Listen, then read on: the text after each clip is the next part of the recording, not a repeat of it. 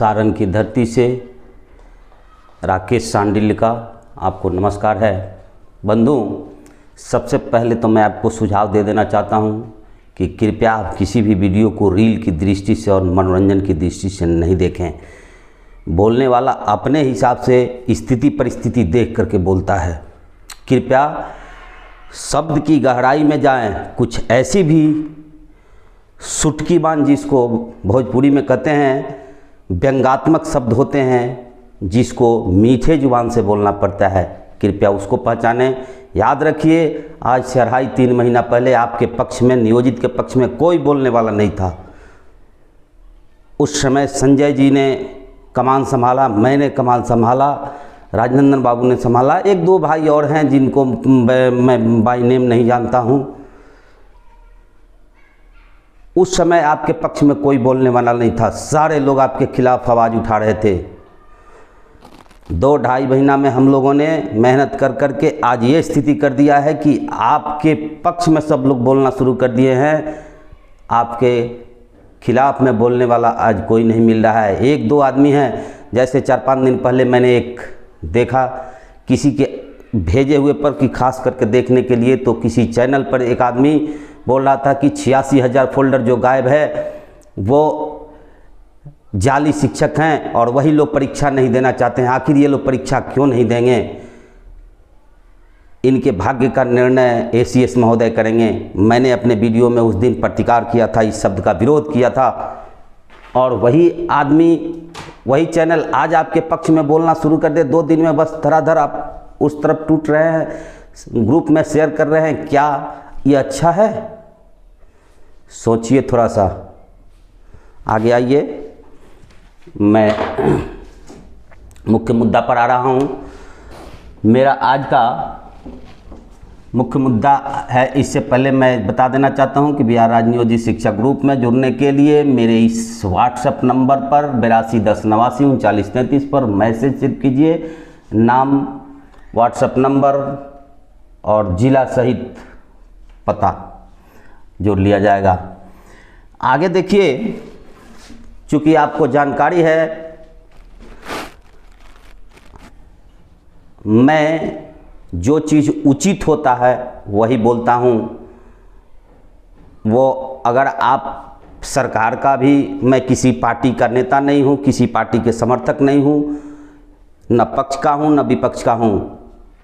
आपका जहाँ कमी सरकार कर रही है उसके खिलाफ भी बोलता हूँ, और सरकार का भी कहीं कहीं सही जगह है वहाँ सरकार के पक्ष में भी बोलूँगा।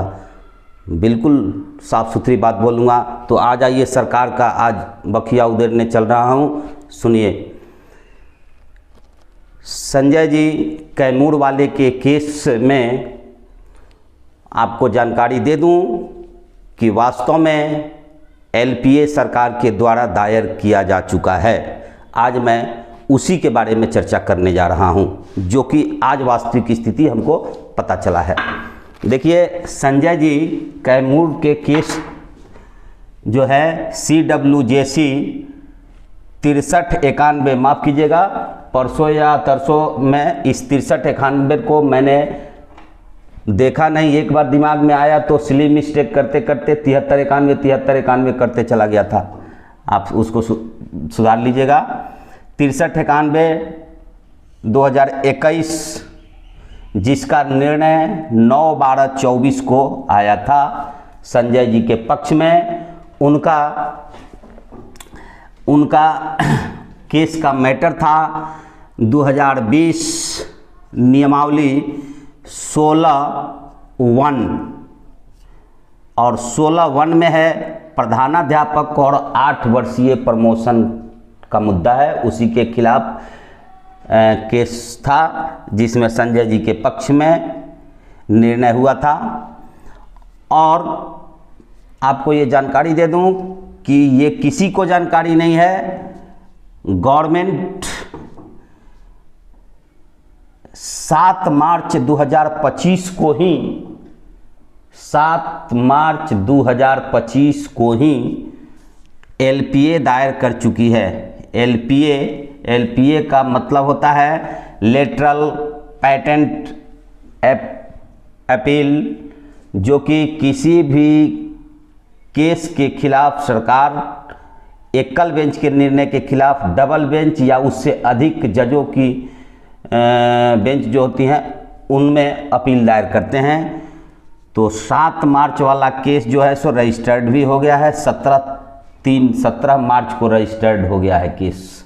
ये वास्तविक स्थिति है। मैं कोई भी बात चढ़ा बढ़ा के नहीं बोलता हूँ और कोई भी बात छुपाता नहीं हूँ, बिल्कुल फैक्ट जो बात होता है वही बोलता हूँ। लेकिन इससे आपको घबराने की कोई ज़रूरत नहीं है, आगे मैं इसका चर्चा कर रहा हूँ। इससे कुछ होने वाला नहीं है, बिल्कुल आप बिंदास रहिए। सरकार हर आपको कंफ्यूज करने के लिए सब काम कर रही है। ये तो हो गया। आगे ये इस पर थोड़ा सा और डीपली मैं चर्चा कर देना चाहता हूँ। संविधान के अनुच्छेद 136 के तहत ये एलपीए दायर किया जाता है। और एक चर्चा मैं और कर देना चाहता हूँ, चूँकि 9/12 का ये ऑर्डर है तो 90 दिन का समय रहता है एलपीए दायर करने के लिए। तो दिसंबर, जनवरी और फरवरी 9/12/24 है। तो आप देख लीजिए कि आपको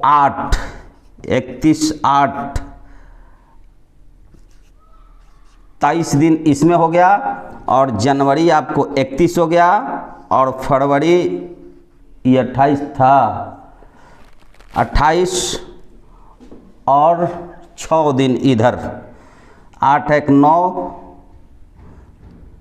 3 12 6 18 8 1 आपको हो गया 3 3 6 व 2 8, 88 दिन आपको हो रहा है। ये हो गया आपको दिसंबर, जनवरी और फरवरी, दिसंबर, जनवरी, फरवरी और मार्च, ये आपको 88 दिन हो रहा है। तो सरकार अपने समय सीमा के अंदर एलपीए दायर कर चुकी है, इसमें कोई दो राय नहीं है। जानकारी नहीं थी इस बात की।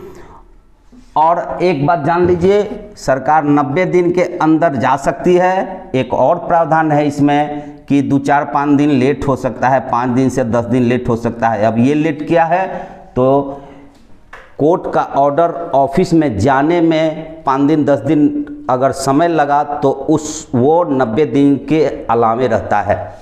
लेकिन सरकार 88 दिन में ही चली गई है, इसलिए घबराने की कोई बात नहीं है।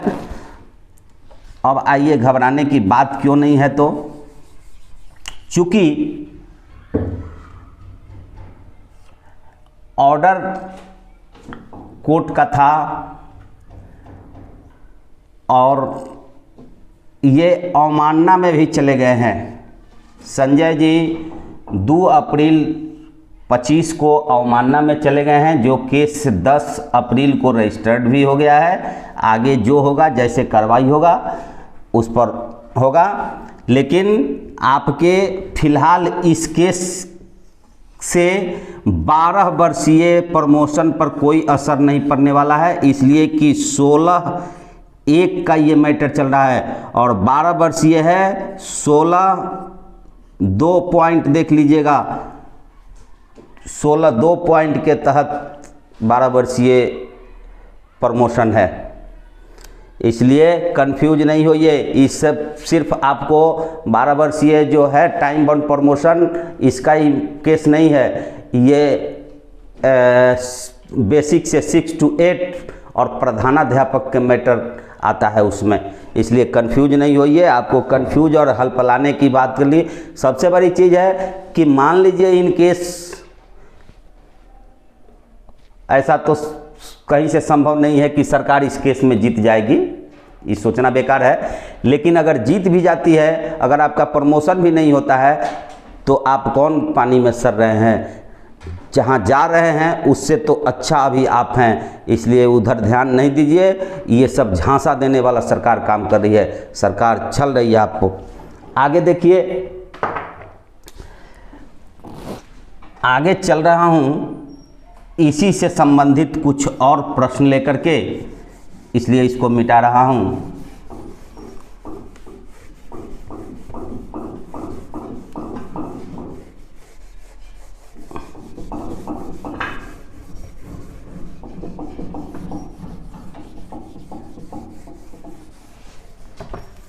आइए एक पत्र दिखा रहा हूं आपको। देखिए, ये पत्र कार्यालय जिला शिक्षा पदाधिकारी पटना से निकला हुआ है और पत्रांक है इसका 1796 और दिनांक है 17 फरवरी 2025। ये पत्र है प्रेषक संजय कुमार, जिला शिक्षा पदाधिकारी पटना के द्वारा लिखा गया है। लिखा किनके यहाँ गया है तो सेवा में श्री मुकेश कुमार, विद्यालय अध्यापक 11-12 के हैं। विषय है उनका गणित, याद रखिए उनका विषय है गणित है। वो गणित के शिक्षक हैं 11-12 के। और उच्च माध्यमिक विद्यालय मराची मोकामा में हैं वे। उनसे स्पष्टीकरण एक मांगा गया था जिसको मैं पढ़ के सुना रहा हूँ। उपर्युक्त विषय के संबंध में अंकित करना है कि आपके द्वारा हस्ताक्षरी से पत्राचार किया गया जिसमें प्रतियोगिता परीक्षा में सम्मिलित होने हेतु सूचना दी गई है। जिस आवेदन के द्वारा आपके द्वारा हस्ताक्षरी को सूचना दी गई है, उक्त आवेदन में 15 पंक्तियां हैं। 15 पंक्तियां हैं जिसमें आपके द्वारा 9 पंक्ति से अधिक शब्द अशुद्ध लिखा गया है। प्रथम दृष्टया ऐसा प्रतीत होता है कि आप अध्यापन में रुचि नहीं रखते हैं और न ही अध्यापन करते हैं। ऐसा प्रतीत होता है।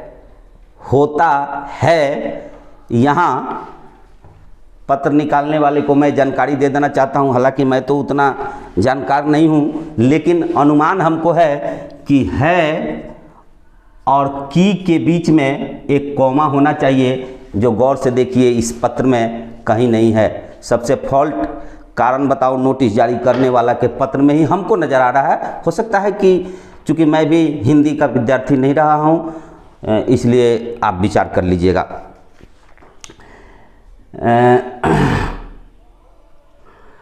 हाँ, है कि आप कक्षा में बच्चों के साथ अध्यापन कार्य सही तरीके से नहीं करते होंगे।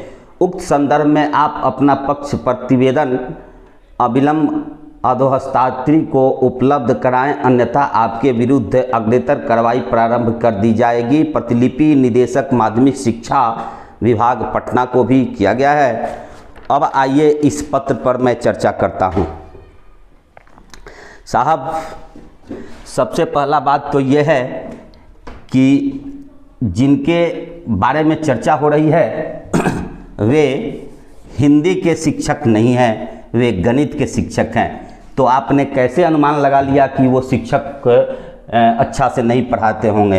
अब पूछिए कि किसी पॉइंट को लिख दीजिए कि संस्कृत में लिखिए, और संस्कृत में लिखने वाला अगर गड़बड़ा जाए तो कहिएगा कि गणित में वो पढ़ाइए नहीं रहे हैं। अब रही बात कि हिंदी सबको जानना चाहिए, चूँकि हमारी राष्ट्रभाषा है, आप एक लेखा से कह सकते हैं, लेकिन उतनी गहन जानकारी जितने हिंदी के टीचर को होगी, गणित के टीचर को हम अनुमान करते हैं कि नहीं होती होगी। अगर गलती हो भी गई तो आपने ये सार्वजनिक पब्लिक में ये जो शिक्षकों की बदनामी के उद्देश्य से जो ये पत्र निकाला और वायरल कर दिया, ये कहाँ तक सही है? ये शिक्षकों के मनोबल को गिराने वाला तथा पब्लिक में, समाज में शिक्षकों के प्रतिष्ठा को उड़ाने वाला बात है। आप सीधे बुला करके शिक्षक को, चूँकि नए शिक्षक हैं, बीपीएससी से गए हुए हैं, 6 महीना साल भर तो ट्रेनिंग पीरियड में उनको सीखने में लगता है, बहुत जानकार आदमी है, इसके बाद भी कहीं ना कहीं मिस्टेक हो जाता है, तो प्रोत्साहन देना चाहिए, आपको समझाना चाहिए कि आगे चल के वो अच्छे कर सके। तो आप ऊपर से कार्रवाई की बात कर रहे हैं, ये मेरे हिसाब से गलत है। और एक बात जान लीजिए, मैं आज आरोप भी लगा रहा हूँ कि शिक्षा विभाग का यही चल रहा है रणनीति, किसी तरह शिक्षकों को बदनाम कर करके और पब्लिक के नज़र में गिराया जाए और शिक्षा विभाग को बर्बाद कर दिया जाए। सीधे कहने में कोई दो राय नहीं है। नहीं तो एक दो और प्रश्न मैं कर रहा हूँ। सभी विद्यालय को, जो विद्यालय 5वीं तक था उसको अपग्रेड करके आपने 8वां तक कर दिया, जो विद्यालय 10th तक था उसको 11 12th में कर दिया। क्या यहाँ तक तो मान लीजिए कि चल सकता है? जो शिक्षक 5वीं तक के हैं, बेसिक ग्रेड के हैं, मजबूरी में 8 क्लास चल रहा है और 5 टीचर हैं, तो 5वीं तक के शिक्षक पढ़ा रहे हैं। अब बताइए कि वो हर एक सब्जेक्ट में क्या पढ़ाएंगे? पब्लिक को तो यही नज़र आता होगा कि शिक्षक बढ़िया से नहीं पढ़ाते होंगे। अब आ जाइए यहाँ, जो 10th तक के शिक्षक हैं वे 11th में क्या पढ़ाएंगे? अब आप बताइए, उनकी गहनता इसमें होगी? ज़बरदस्ती कीजिएगा तो होगा। आगे चल के पब्लिक को भी मैं जनाना चाहता हूं कि आप भी वास्तविकता जानिए कि क्या है शिक्षा विभाग का खेल और यहाँ क्या चल रहा है। मान लीजिए कि अगर 11th और 12th में आप लोग जानते होंगे अलग अलग मैथ है, फिजिक्स है, केमिस्ट्री है, साइंस में चले जाइए तो 18 गो सब्जेक्ट है, अलग अलग ऊपर चलने के बाद 5वां तक सब आदमी पढ़ा लेता है। उसके बाद अलग अलग विभाग का अलग अलग जानकार होते हैं। यहाँ एक सब्जेक्ट में चले जाइए, फिजिक्स है, केमिस्ट्री है, कौन है तो बायो है, तो कौन है तो कौन है, तो इतिहास है, भूगोल है, नागरिक है। बताइए, इतिहास भूगोल का नागरिक मैथ पढ़ाएगा? अब वहाँ टीचरें नहीं हैं, अब उससे खोजिए कि पढ़ाई नहीं हो रहा है, गुणवत्तापूर्ण शिक्षा नहीं हो रहा है। ये सरकार बर्बाद करने के कगार पर लेकर के चल रही है शिक्षा को। अब उसमें भी हम देखें कि 11th में आपको एडमिशन लेना है तो पहले ऑनलाइन एप्लीकेशन दीजिए और 10 गो स्कूल का चयन कीजिए। अब बताइए, देहात में अगर आपका 2 गो बच्चा पढ़ रहा है, आपका घर यहाँ है और ऑनलाइन किए, 10 गो में से अगर दे दिया, आपका आ गया 30 किलोमीटर, जिले भर में अगर 10 गो कर रहे हैं, एगो स्कूल 30 किलोमीटर हो गया, एगो बच्चा का इधर हो गया इस साइड में 15 किलोमीटर। तो एक तो घर देख रहे हैं, एगो वहाँ बच्चा के लिए डेरा लीजिए, एगो वहाँ बच्चा के लिए डेरा लीजिए। मजबूरी में बच्चा क्लास नहीं कर पाएगा और आप ढिढोरा पीट रहे हैं कि हम गुणवत्तापूर्ण शिक्षा दे रहे हैं। मजाक बंद कीजिए पब्लिक के साथ। ये पब्लिक को मूर्ख बना रहे हैं, शिक्षक को तो बना ही रहे हैं, पब्लिक को भी आप लोग मूर्ख बना रहे हैं। आगे आइए, और भी खेल दिखा रहे हैं आपका। अब देखिए, एक और पत्र मैं दिखा रहा हूं। इस पत्र को देखिए, जो कि 12 वर्षीय प्रमोशन से संबंधित जो वायरल है, निर्देशक प्राथमिक शिक्षा का लेटर जो है कि केस है 8 वर्षीय संजय जी का, और हेडिंग बनाया गया है कि 12 वर्षीय के खिलाफ सरकार एलपीए में गई है। ठीक है, और नीचे लिखा गया है कि सरकार, ये अप्रैल की बात है, ये 4-5 दिन पहले का चिट्ठी है कि एलपीए में चली गई है मार्च में, 7 मार्च को, और अप्रैल के लास्ट में निकाल रही है कि सरकार जाने की विचार कर रही है। ठीक है, कोई दिक्कत नहीं है, इसको बाद में भी किया जा सकता है जाने के, यहाँ शब्द में कोई गड़बड़ी नहीं है। लेकिन मजमून कुछ दूसरा है, केस कुछ दूसरा है, और विषय जो दिया गया है 12 वर्षीय।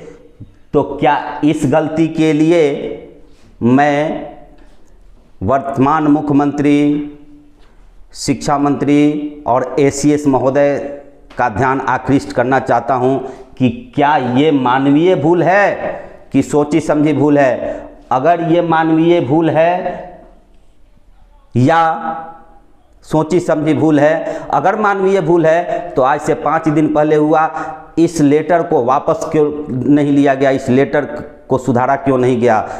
इससे सिद्ध होता है कि ये जान करके सोची समझी र्यूमर फैलाने के लिए, कंफ्यूज करने के लिए किया गया है। तो क्या कंफ्यूज करने के लिए आपके इतने बड़े पदाधिकारी अगर चिट्ठी निकाल रहे हैं तो इसके लिए उनसे कारण बताओ नोटिस जारी करेंगे आप लोग, या उन पर कार्रवाई की जाएगी?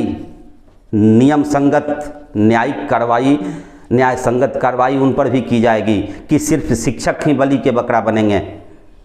मैं ये पूछना चाहता हूँ, एक बार सभी शिक्षक और पढ़े लिखे समाज के वोट से जीत करके जाने वाले सभी वर्तमान एमएलसी महोदय से भी कि क्या इन सब पर आप नहीं बोलिएगा? आप क्यों चुप हैं? कृपया आप भी इस पर गहन अध्ययन कीजिए। अगर इसमें सच्चाई है तो आप कब बोलिएगा? आपको आखिर प्रतिनिधि अपना जब शिक्षक चुन रहे हैं तो कब बोलिएगा? कब तक चुप रहिएगा? और यही मुख्यमंत्री महोदय मंच से लंबी लंबी भाषण देते हैं कि जंगल राज, जंगल राज। मैंने जंगल राज भी देखा है, और 2005 से पहले जिसका वो चर्चा करते हैं, और 2005 से तो बीच में कुछ ठीक था, लेकिन अभी वर्तमान में हमको लगता है कि इसको महाजंगल राज कहा जाए तो कोई अतिशयोक्ति नहीं कही जाएगी। इसलिए मुख्यमंत्री महोदय तथा शिक्षा मंत्री महोदय, एसीएस महोदय, इस पत्र पर ध्यान दें। अगर मेरी बात में सच्चाई है तो कृपया बताएंगे कि इसमें कार्रवाई की जा सकती है या नहीं, या की जा सकती है, या किए हैं तो क्या किए हैं, अगर करेंगे तो कब तक करेंगे, कि सिर्फ शिक्षक ही बलि का बकरा बनते रहेगा? बस आज के लिए इतना ही, फिर अगले दिन मिलूँगा। नमस्कार।